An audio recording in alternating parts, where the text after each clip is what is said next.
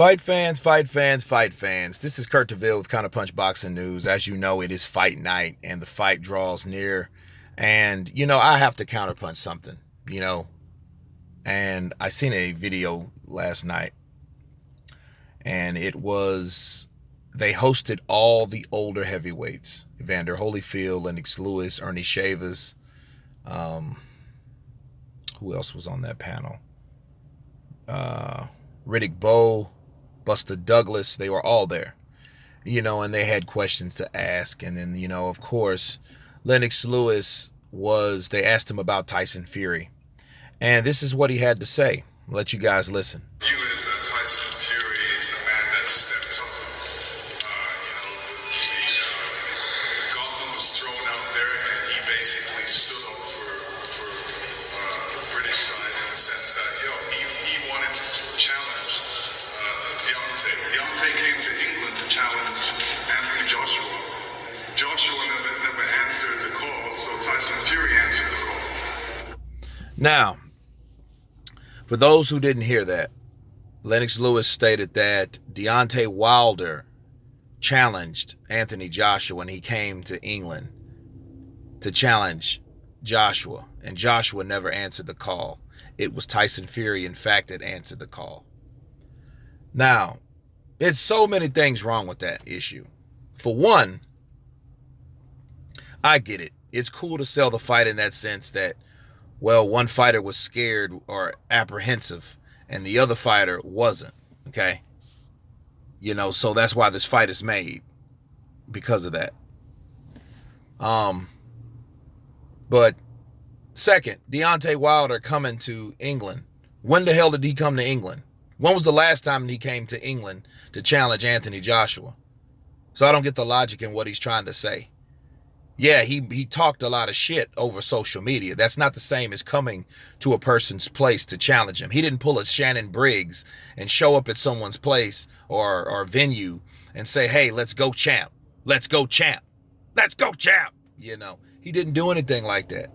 He never seen Anthony Joshua face to face since Joshua defeated Klitschko in 2017, mind you. He hasn't seen Joshua since then. All he's been is mouth. However, he had a job from Sky Sports because they hired him to commentate on the card and the main event of Joshua Parker. And Joshua told him that you're not getting into the ring. So he was notified, no, you're not going to be able to get into the ring, Deontay Wilder.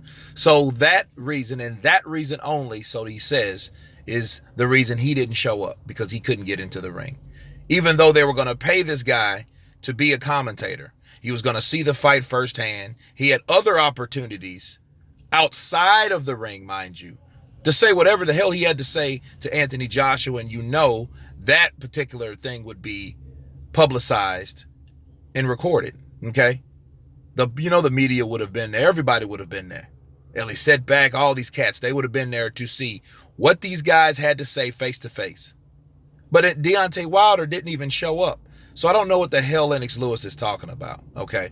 Now, furthermore, they asked Evander Holyfield, the Warrior. He's called the Warrior for a reason, and rightfully so. He's fought everyone, from Mike Tyson, Riddick Bowe, Michael Moore, Lennox Lewis. He's fought them all.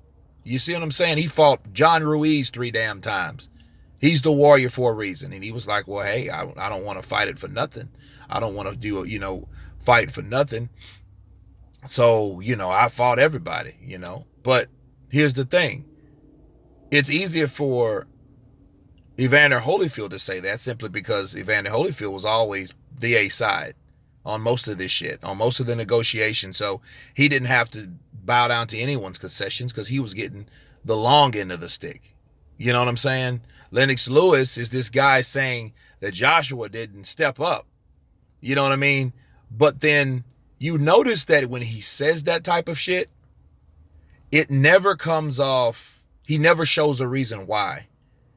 He's saying, based on what I've heard, Anthony Joshua didn't step up. But he never broke anything down. You notice he never gave any evidence or any examples of, okay, well, when they did that, or when he did this, You know what I mean? Nothing specific. It was always just, well, based on what I've heard or what was told to me. Based on who? Deontay Wilder telling you that? You know, the guy you mentor? Kind of strange. So, of course they come up with the $50 million. And, you know, hey, we know that's a farce. It was a PR stunt. That's shit, and I'm going to prove it. But that's going to be in another video simply because that's just, it takes a little time to break that down, okay? But the point I'm trying to counterpunch here, I'm counterpunching all this shit. You guys are supposedly fighting the biggest fight that you got. Why are you guys still talking about Anthony Joshua? Anthony Joshua is not even fighting anyone until April 13th of next year.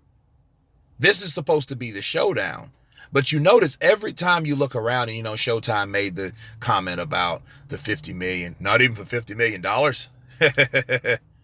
You know, and it's like, okay. But we just found out today what these guys are actually getting paid. And it's shite. It's bullshit. It ain't nothing compared to what was offered versus what was at stake with the fight that everyone really wants to see. And that's AJ and DW. Okay? That's it. So I don't know where this guy's coming from. They're still talking about Anthony Joshua. So that tells me one thing. These guys are still mentioning Joshua to sell this damn fight. You know what I'm saying? And it's absolutely pathetic. It's pathetic in every sense of the word.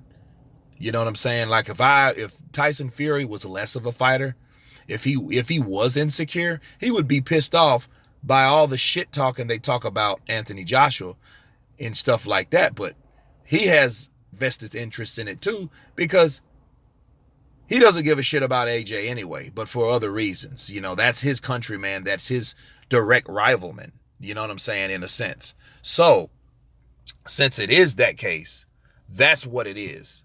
You know, so he doesn't give a shit. He can talk shit about AJ too, because he knows that it's to all sell the fight. You know what I mean? So, that's me wrapping it up, counterpunching my thoughts about this panel of heavyweights. You guys tell me what you think. I'll find the link in the description so you guys can check it out for yourself so you can gather your information. Of course, please subscribe. Enjoy the fight, and you guys been counterpunched. Peace.